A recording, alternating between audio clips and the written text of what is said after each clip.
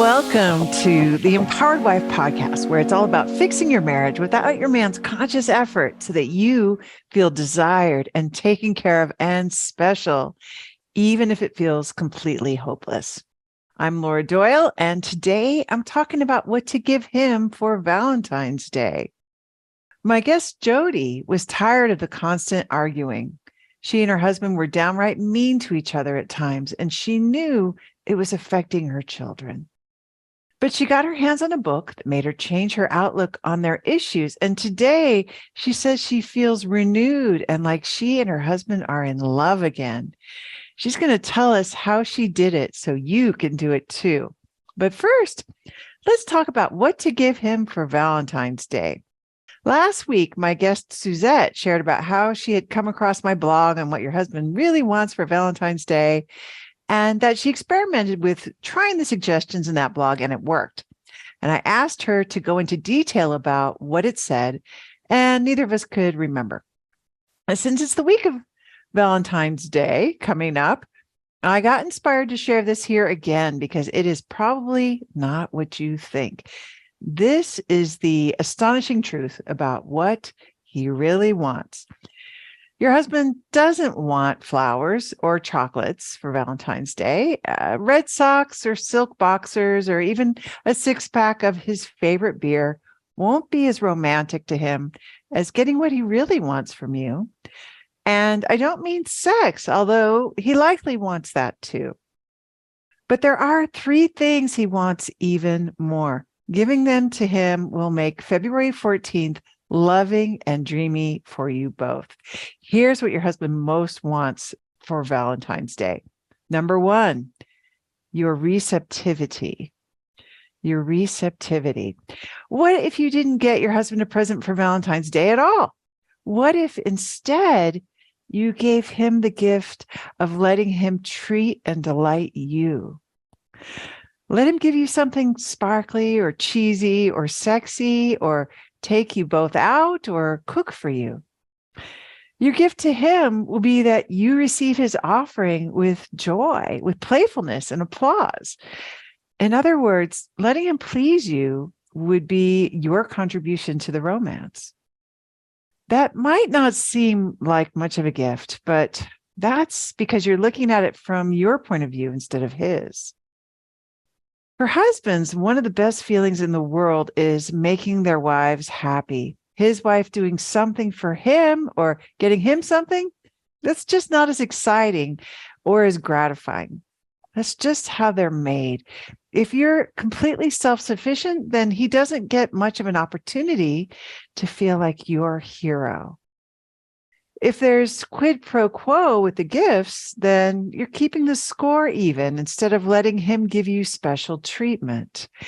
He doesn't really want a present. Sure, he'll appreciate it because he knows that's you showing him love. But if he sees your eyes get wide or you smiling and gushing over what he got you or did for you, that's the best present of all for him, really. Consider the possibility that it's better to receive than to give on Valentine's Day. Number two, your receptivity in the bedroom. Most people want Valentine's Day to be a day of passion. It's almost expected that you'll make love because that's what you do on the day that you celebrate love. When it comes to sex, men are powerfully attracted to the feminine, mind, body, and spirit. The essence of femininity is receptivity. That means that being receptive to physical intimacy is more exciting than suggesting it because it's more feminine. One way to set the gender contrasts to high on Valentine's Day, therefore, is to be receptive to physical intimacy. Receptivity doesn't have to be subtle, but it's not the same as pursuing. For example, wearing fancy underwear is not the same as suggesting sex, although it might seem like it is. It's just a signal that you're receptive. Showing up naked is not the same as pursuing him. It's just a powerful visual stimulus. Saying, "Do you want to make love?" is pursuing, and that won't ever be as thrilling as being receptive. Exclaiming, "I've been so turned on today," on the other hand, that is letting him know you're probably a yes for bedroom fun. So that's back to being receptive. As a fringe benefit to this approach, when he responds to your receptivity, you get to feel desired and irresistible. Number 3, your respect is what your man wants most for Valentine's Day. Truly, there is nothing more loving you can do for your husband than to be respectful. If your motivation for getting him something is to convey how much you love him, learning what respect looks like to men and making it your practice will give him that warm, fuzzy feeling far more than anything you can buy. If you're anything like I was, you figure you're pretty respectful most of the time. You may be surprised to learn how very different respect is from what you think. And if you find that the above suggestions about physical intimacy don't seem to inspire much action on his part, well, good news, because respect is also the best aphrodisiac for men. Nothing turns him on more than to know that you expect the best outcome from his decisions and that you trust his thinking about how to make your life amazing. If you think about it, you were probably incredibly respectful when you were falling in love, and that was a pretty romantic time. You probably fell for him partly because you thought he was so smart and so capable. You expected the best from him. It can be like that again as soon as you bring the respect, if that's gone missing. Hearing you say whatever you think when he shares his ideas, or "I apologize for being disrespectful," when you fall short of acting on your desire to have a respectful marriage, will show him that you esteem him. And for husbands, that's the most loving, romantic gift of all.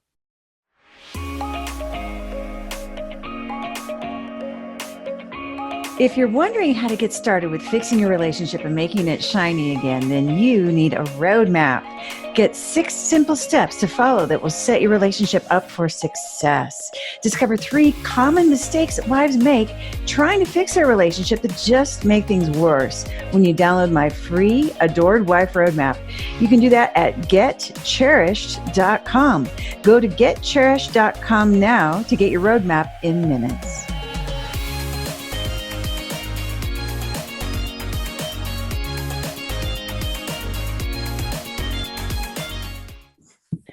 My guest, Jody, was tired of the constant arguing. She and her husband were downright mean to each other at times, and she knew it was affecting their children.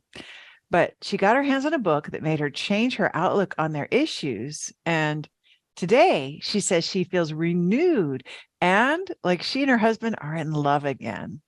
She's going to tell us how she did it so you can do it too. Jody, welcome to the Empowered Wife podcast. I'm so happy you're here to tell your story. Thank you. I'm glad to be here.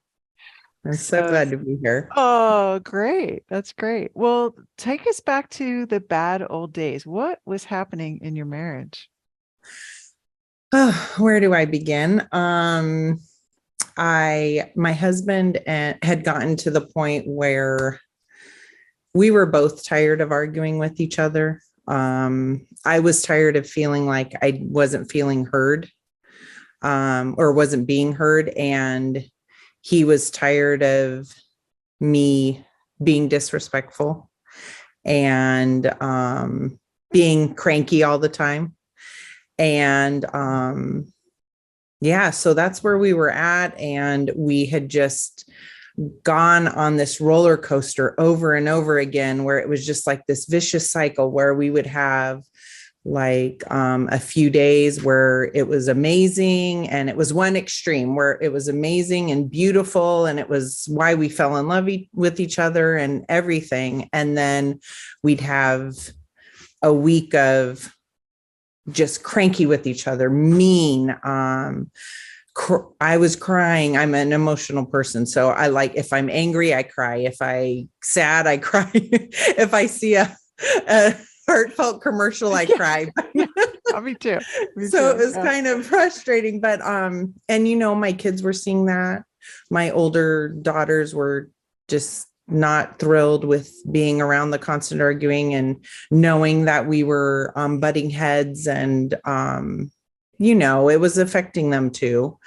And then the way that we would talk to each other, I got to the point where I was starting to see them, my kids, talk like that to their brothers and sisters and back to me. And I was like, this is not okay. Something has to change. And at that point, we have two homes. We share our time during the year in two separate homes across the country from each other. And so I was on the West Coast and he was on the East Coast. And we got to the point where he's just like, I don't want to be with anyone else. I want to stay married, but I just don't want to argue anymore. So we'll stay married, but we need to live apart. And with that, we have 8 children together. So with that, he took my older son with him because he's self-employed, and he likes our kids to go to work with him sometimes when they can. So he took my older son with him, and I was with the other 7 children at our other home. And I had been a single mother before my husband and I had gotten together. And this time I had 7 kids that I was single mothering instead of just one. And I realized pretty quickly that it wasn't fun. Well, yeah. Yeah. It just sounds so tiring. I'm tired. I just want to take a nap. Even just having 8 kids is that's a lot of energy right there. Yeah. Right? Yeah. So having 7 by yourself. Ooh. Yeah. And I missed us just being together, doing stuff as a family, seeing things as a family. And everywhere we go, people notice us because of all of our kids. Because you don't see big families too much anymore, I guess. And I missed all of that. And I missed having a companion to talk to, because when we were getting along, we were best friends. It had gotten to the point where, like, I feel like we had just fallen out of love with each other, and we could take or leave each other. And I didn't want our kids to feel like that, or to know that, like I wanted them to see us loving each other. And yeah, so that was the worst of it. And that's when the last falling out we had, he had come to visit, and everything was going okay. I was trying to be what I call my best behavior, which actually was just kind of a mask. Like, it didn't really do anything long term. It was just a mask I could keep up for maybe like 2 days or something.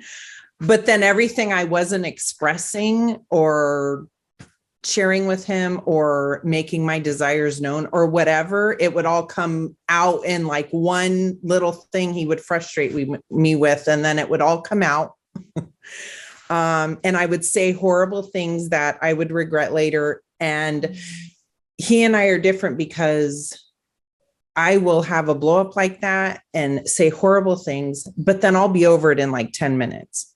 Whereas he would, like, it would really hurt him, and he would withdraw from me and just didn't want the confrontation. And that would go on for him for like sometimes days. And then I would be trying to be sweet for a few days, but then it'd wear me out because he wasn't like getting over it like that. And then, right. So then I'd have another blow up or feeling like, poor me, like, why are you treating me this way? I don't understand, or whatever. And it just, Well, it Um, feels cruel when you're in a Cold War like that, when he's not right, responding, right? It just feels like the right. most rejecting, cruel, awful thing. And yeah, so I get it sounds like it was very painful. And I relate to you. I remember those days at my house too. We didn't have two separate houses, so it was happening all right in the same house that we were Right. just yeah, having all that tension and coldness Yeah, and painful. Yeah. And so, and you missed your partner. I did. Like, I did a lot.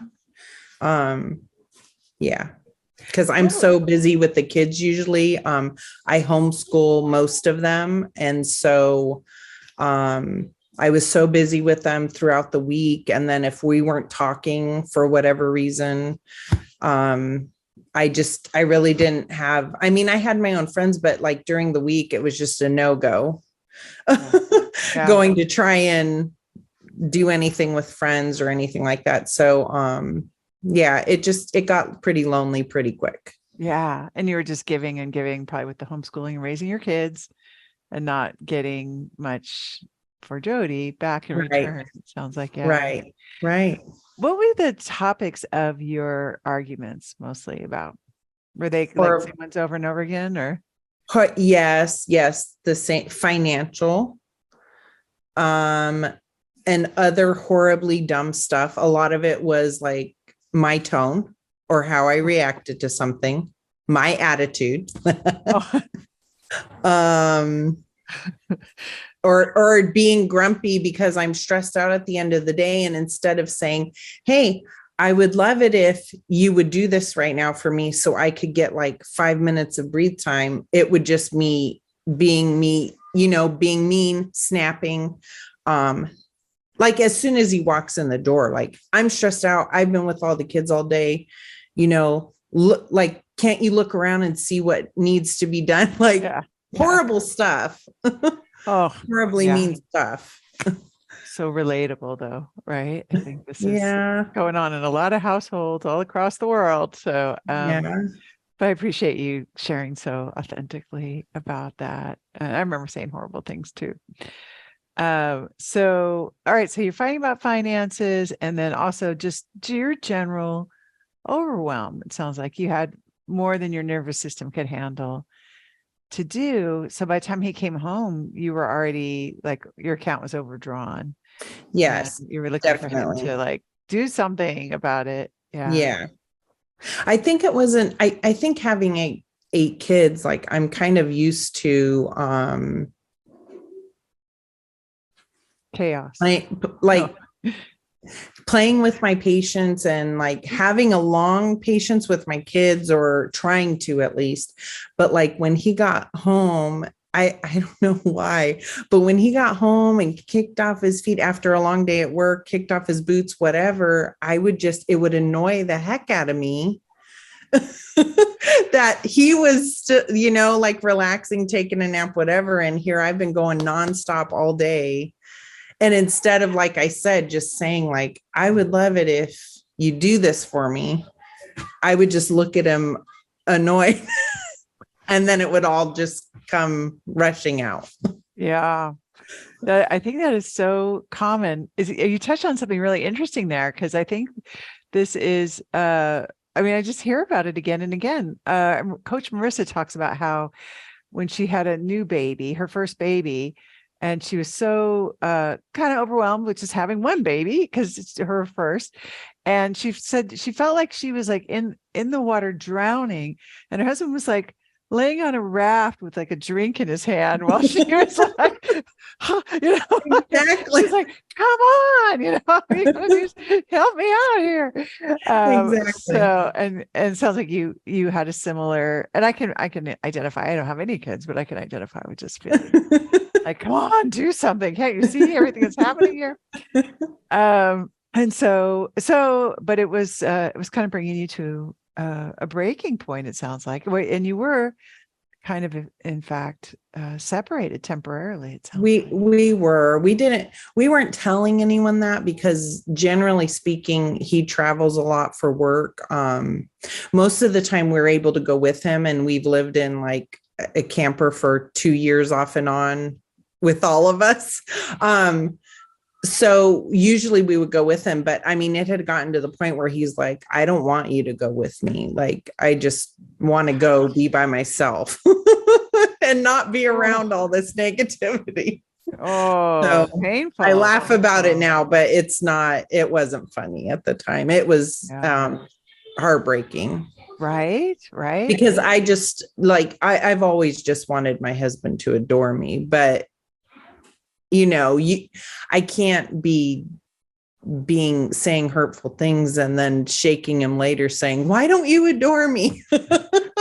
Like, I wonder why. I know. I relate to you so much, Jody, because I remember feeling the same way. Like, I want my husband to adore me, and I'm saying all these rude things, and I can't stop saying them. So I don't really know what the answer is going to be. And it sounds like you were kind of stuck in that same place.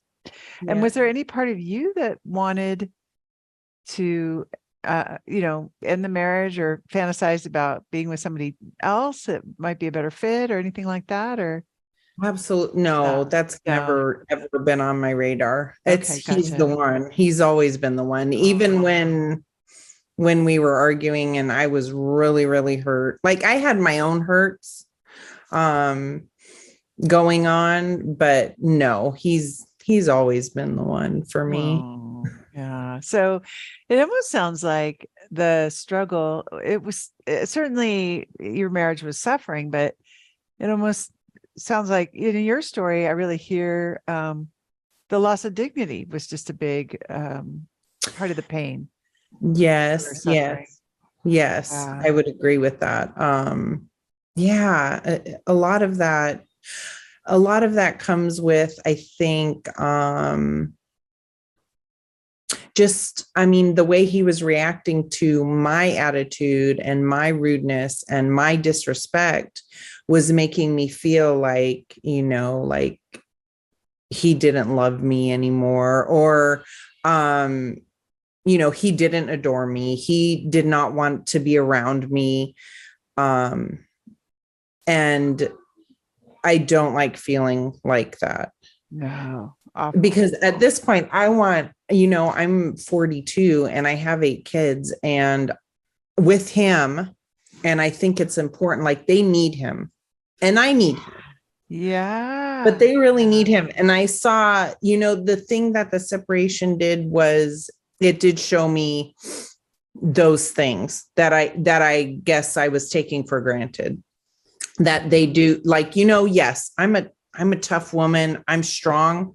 I'm courageous. I can do hard things, but I could be a single mother again if I wanted to, but I don't want to. And, at the end of the day, I need him, and the kids definitely need him and need his guidance in their lives.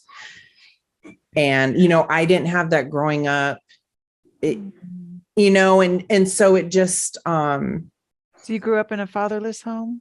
Is that right? Yes. My parents were divorced, but they did not get along at all. And it was like a constant thing where my mom was bad mouthing my dad and just all of those things. Yeah. And that was your role model, right? That was where you learned about. Yeah. And I don't want that. I want just as much as I want my husband to adore me, I want my kids to adore him. And I try to support their relationship, because I've seen it with friends and other family members and my own childhood of how, that can affect children, and how, a parent being negative about the other parent can like form these views for the kids. And I just don't ever want them to think anything bad about him, just like I don't want anyone else to think anything bad about him. No, right? Yeah. No, I love that. I really just hear your commitment has always been very strong. And that was never the issue. It was never that he might be the wrong guy. The issue was just about how you were both getting hurt and you didn't know how to change that. Right. I didn't. I did for the short term. I did not know how to do it for the long term. And that was the struggle. Because I mean, if you're thinking we've been married almost 16 years, together for 18. We've had 8 kids like every 2 years since we got married. There's a lot going on. But we want, long term, we want it to last. And Yeah. so this definitely can't keep going on what we were doing. Right. Right. So that's why I had seen your book and your podcast recommended many, many times on Facebook and other places. And I just decided that, well, I'm gonna get it. And I actually listened to you narrate it on Audible, The Empowered Wife. And I started listening to your podcasts. And it really resonated with me. The ideas, the fact that you're just laying it out there, you're very open and candid and in like what your own story, and you were sharing it with everyone, and also what we needed to do. And it's like, this is like life-changing stuff that you're sharing with everyone. But once you apply it, it's so simple and you get results so crazy, so quickly. It's crazy.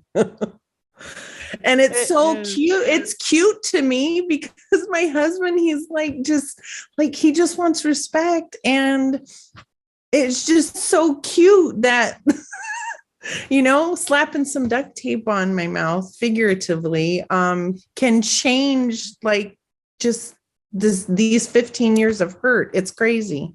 Oh, I love hearing this. And I know what you mean. It is so cute. Like I get so moved by the things the husbands do when they feel like they have the opportunity to be your hero, right? They jump in and do it. But so yeah, I hear you used some duct tape early on, which is that was the first thing I did. And I already knew that was the first thing that was going to be easy for me to do and was going to be a marriage changer, because I just, like I said, I've known this about myself, that, I get stressed, I get angry, I snap at him, at my kids, just all these things. This person I don't want to be. And just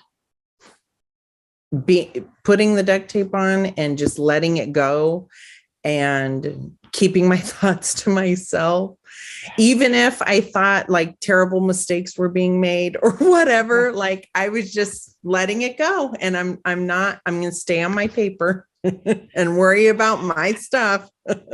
Yeah. Now, okay, so I love this felt really doable, but you also described like, you could be good for like a short amount of time, pre-skills, right? Pre getting the book. Right. So how was it different to use the metaphorical duct tape and be quiet once you got the skills than it was when you were just kind of sucking it up to be good and try to keep the peace? Yeah. Earlier. I've been thinking about that, and I don't know. I think I'm like, even though my life is kind of, just all over the place, and I try and stay chill, generally speaking, because stuff comes up with the kids on a regular basis and I just have to kind of roll with it. I like making lists. And that was what your book was. It was the list of stuff to do and check off, and also the self-care list. Checking things off feels good. It does. So that was like a mini reward for me. Every time I did something and it worked out. And it wasn't immediate, but it was pretty quick when I started applying more of the skills and I started to see results. Wow. I'm talking days. And it's been amazing. Wow. So I thank you. oh, thank you, Jody. Thank you so much for sharing this with the world, because it's just,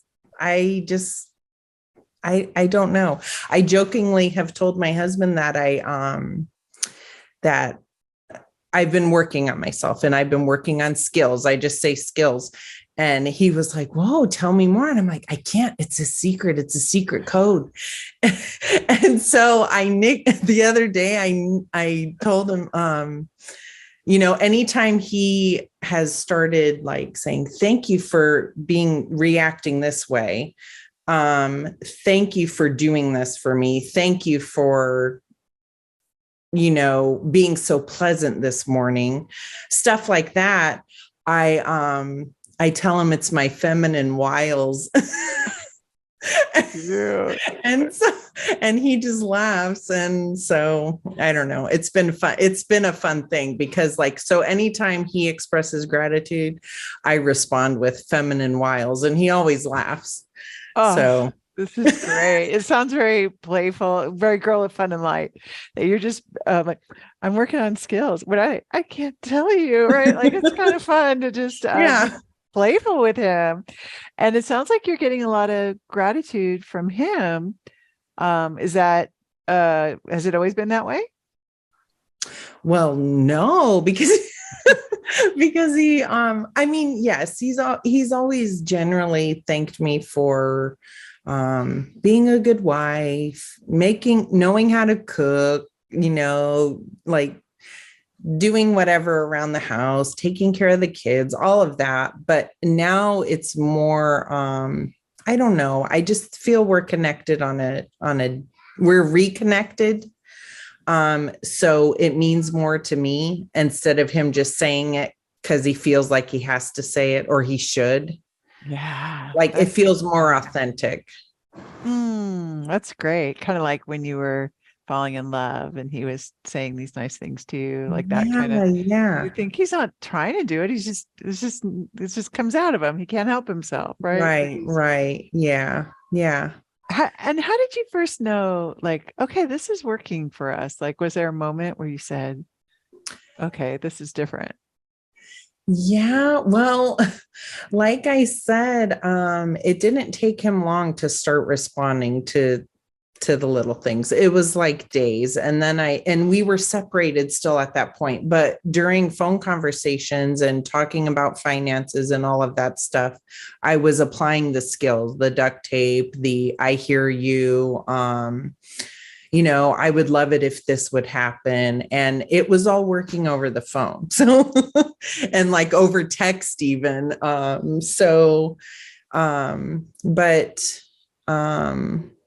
I think one of the main things was just that he was maybe asking me like, well, what are you doing? Because I was telling him like I'm working on some stuff for myself and I've been reading this book and it's very interesting. Oh, I I think I mentioned I'm reading this book and I had to chuckle because the first skill is talking about duct tape, because that was one of the things that always came up with us, that I was just like, I wouldn't stay quiet and I'd say mean things and all of that. And so I mentioned the duct tape and his response was, sounds hot. Okay. I said, I figured you'd like that.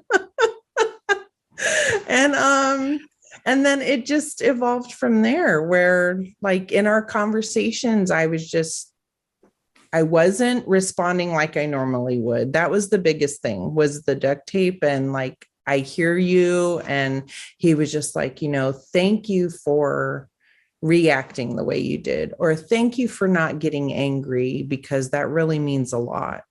And it was mostly those things. Cause like I said, it was all like over text or on the phone or whatever.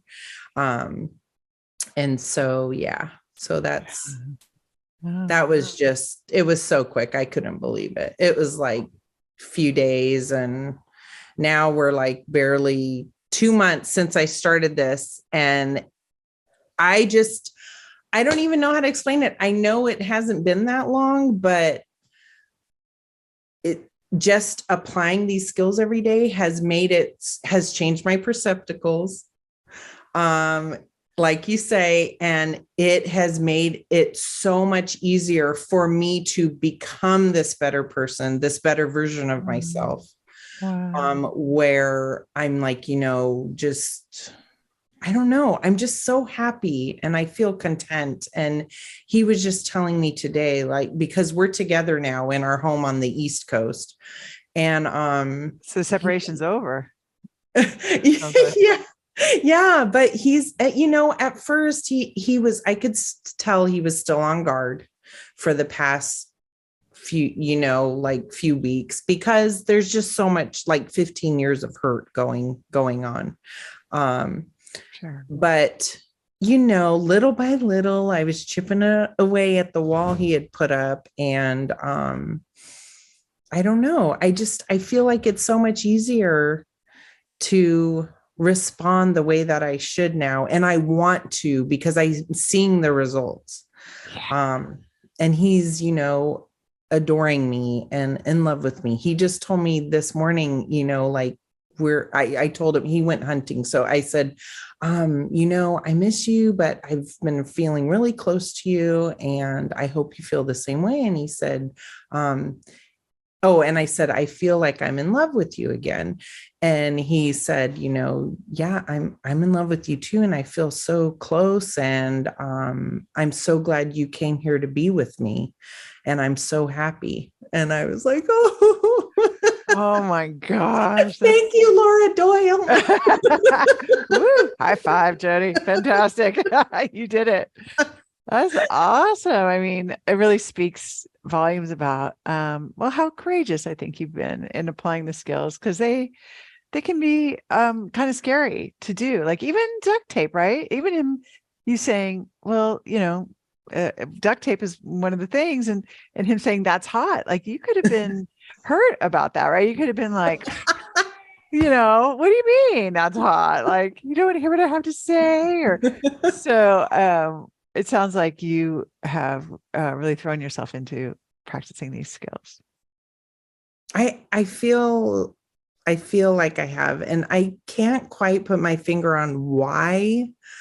I feel like I have been working on a lot of stuff myself the past 2 years, but it always felt like, things would last for a little bit, but then it'd be out the window. And I don't know, there's just something about the fact that it's a list. That's like the closest thing I could put my finger on. Is that like, I like things that are organized, because I try to be organized, but a lot of my life with 8 kids is not organized, or it doesn't stay that way for very long. So I like that, the whole time I was listening, I was taking notes, I was making my lists. And anytime I feel like I'm having a negative moment or something like that, I feel like I've gotten to the point where like I recognize it and I remember the skills and I'm thinking, hey, that's not you anymore. Let's go do 5 minutes of self-care and regroup and rethink about how things are going. So, and he's noticed that too. So Wow. It almost sounds like an identity change in a way. Like that's not you. That's not what you do, right? Anymore. right. Yeah. Pretty And cool. you're right. It does, but it's a better version of myself. And that's what I want. For a long time, when we would discuss like, oh, things need to change and this and that and pointing fingers and everything, I was like, well, I could be that person that like that, woman you're illustrating or whatever, but then I wouldn't be Jody anymore.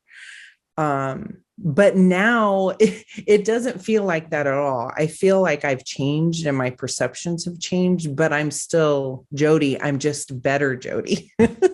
I love that. What a great way to explain it. Like you're not less yourself. It sounds like you're more yourself, actually. You're just your I best feel self. like more myself.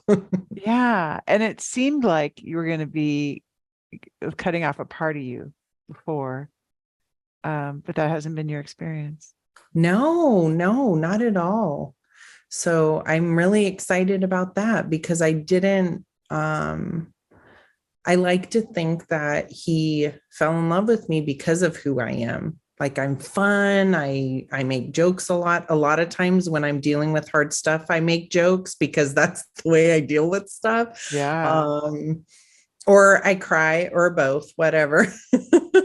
um, and I just that's who I want to be, but better. Like I want to be better to him. I want to be better to my kids. I don't want my kids to think, to look back and think, oh, mom was always talking bad about dad, or mom was always arguing with dad. And, I don't want that for them. And I don't want that for my husband and I.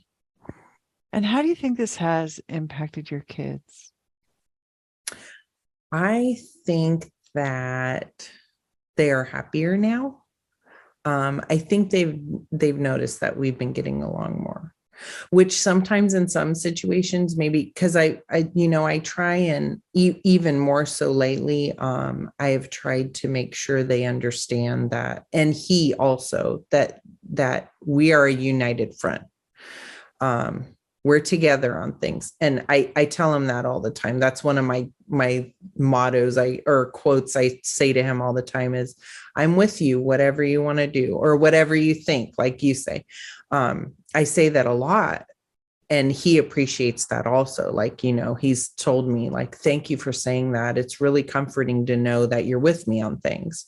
Oh. And because it means a lot, especially when we have 8 kids we're trying to raise up to be good people and send out into the world. It means a lot that we can show them how that we love each other, like I said before, that we want to be together. Yeah.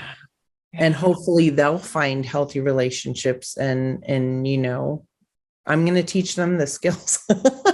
Yeah, I have more girls than boys, so they're definitely perfect. They're all going to be empowered wives someday, right? Because you're going to be able to be the role model for what that looks like. And so and how would you say the raging is? Is that, I mean, you still rage sometimes, or like how's that going? Because I know no, I haven't really. I've definitely had a few moments, but I am more self-aware, I feel like. Not like I always knew, like, yeah, I'm really grumpy right now. I always knew that, but I mean, I'm more self-aware of taking captive of what's going on and trying to either remove myself from the situation or reach out to him and say, hey, I could use help right now because I'm feeling grumpy, or whatever it is. We're very And accountable. he has been more than happy to step in and help with the kids and cook or run an errand or whatever it is. He's more than happy to do that. And I think it's because he knows if I'm asking, and especially if I'm asking so sweetly, he wants me to stay in a good mood. Yeah. Yeah. He wants to be happy. Because he's been enjoying that lately. So yeah. That's great.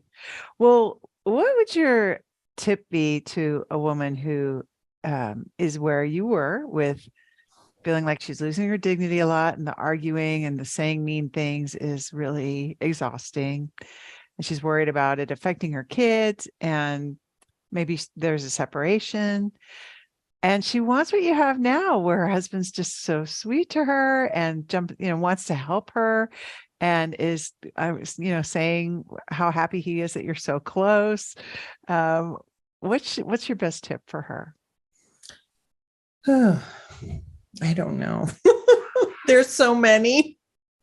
I think just to start where I did, with reading the book and looking at the list. I don't even think I'm an avid reader, so I had no problem finishing the book in like a day. But I would think that you could just go and find the skills and focus on those. I mean, a lot of your your explanations are super helpful though, with how to apply those skills to actual like real marriage and real life. But yes, I would just jump on board ASAP. Do not wait another moment, because, we could have been still separated and I would still be lonely. And our kids would still be, not have their dad around, which is just depressing to me. So yeah, definitely do it right now today. That's a good point. You did a great job, Jody, changing the lives of 10 people, right? You saved your family. It's really a big accomplishment. So congratulations on doing that. Yeah. What do you think you would say to Jody if you could go back and tell her what you know now? Oh my goodness. I don't know. I don't know. I think that I would tell myself the same thing I just said to someone else, like, because I had seen your book and your podcast be recommended so much in groups I was in. And I was like, that sounds interesting, but I'm going to keep going on with this other thing I'm working on or whatever. And I would just say, forget it, forget everything else. Just focus on this. Do it and do it now. Do it yesterday.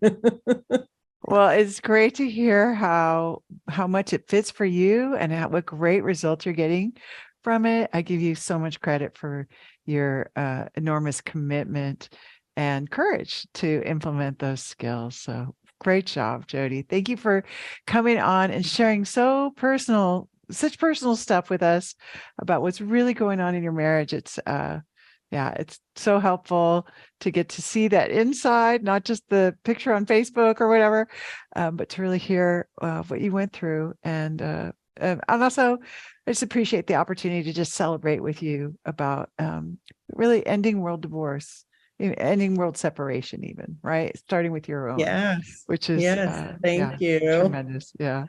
I'm so thankful to you. I know you hear that all the time, but really, I'm just so thankful. I appreciate it so much.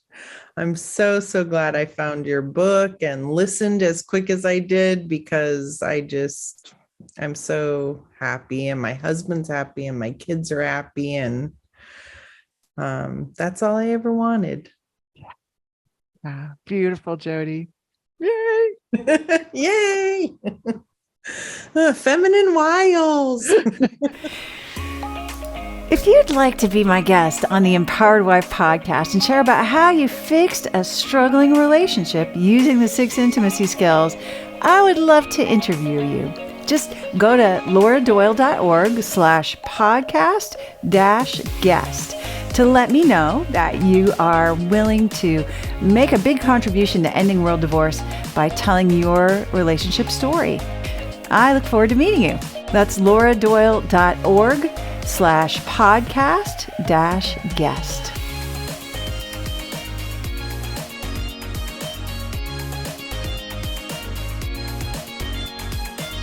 Listen and subscribe to the Empowered Wife podcast. Next week, I'll talk about whether a relationship can be saved after domestic violence. In the meantime, I hope you're having lots of fun. Today's fun fact is that some days I'm just amazing, and other days I look everywhere for my phone while I'm talking on my phone.